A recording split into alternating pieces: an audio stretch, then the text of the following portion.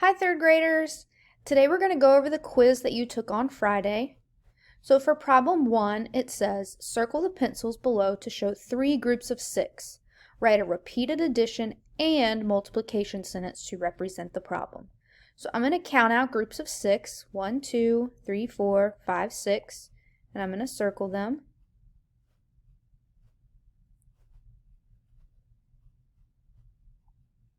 One, 2, 3, 4, 5, 6.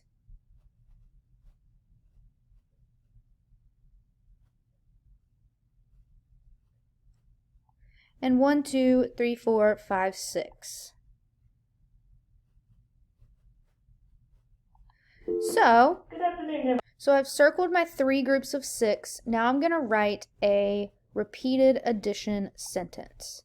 So I have, here's a 6, here's a 6, and here's a 6. So I have 6 plus 6 plus 6 equals what? Well, 6 plus 6 is 12. And then if I add another 6, that is 13, 14, 15, 16, 17, 18. And now I need to write a multiplication sentence. I have 3 groups of 6, and I know my total is 18. So 3 times 6 equals 18. For number 2, it says Roger has a collection of stamps. He arranges the stamps into 5 rows of 4. Draw an array to represent Roger's stamps. Then write a multiplication equation to describe the array. So I'm going to draw an array of Roger's stamps, and I know I need 5 rows, and each row is going to have 4. So 1, 2, 3, 4. 1, 2, 3, 4. 1, 2, 3, 4. 1, 2, 3, 4. And 1, 2, 3, 4. Now I have 5 rows, 1, 2, 3, 4, 5, and each row has 4 in it. Now I'm going to write a multiplication equation to describe this array. I have 5 rows of, or groups of, 4, and let's see what that equals. 4, 8, 12, 16, 20. So my total number of stamps is 20. 5 times 4 equals 20.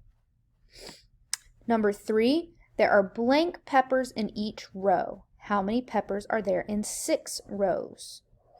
Well, before I can answer that, I need to follow these steps. So how many rows are there? 1, 2, 3, 4, 5, 6, because remember, rows go this way. And the size of each row, there are 3 apples in each row.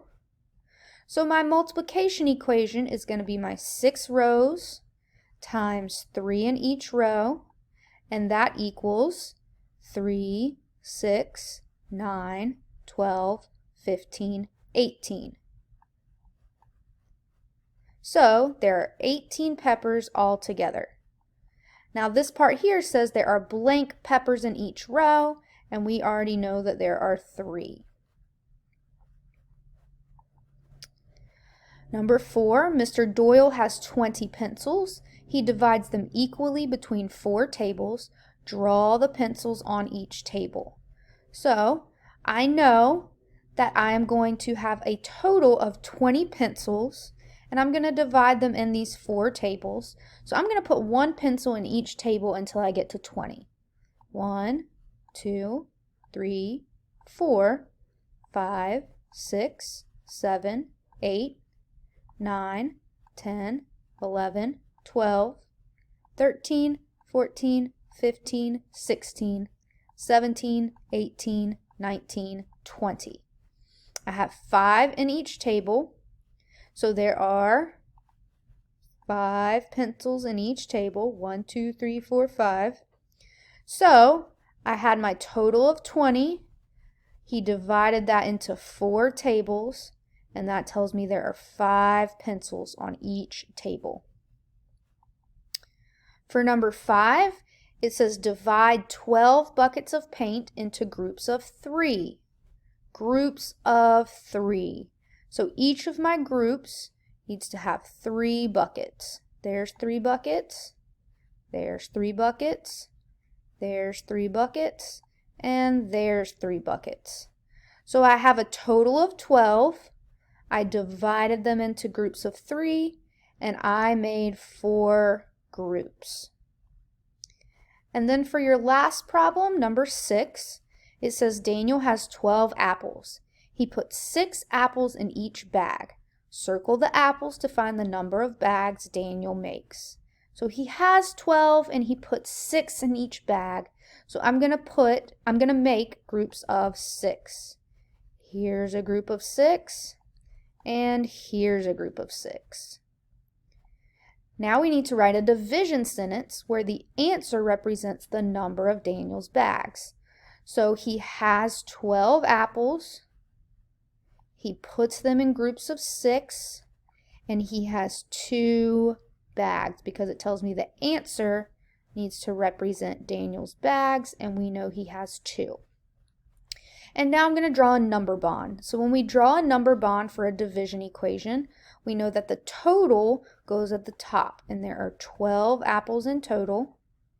He divided them into groups of 6, and he had 2 bags. So there's 2 ways I can look at this. I can either say 12 divided by 6 equals 2, or I can look at it as 12 equals 6 times 2. Either way, my same numbers go in my number bond.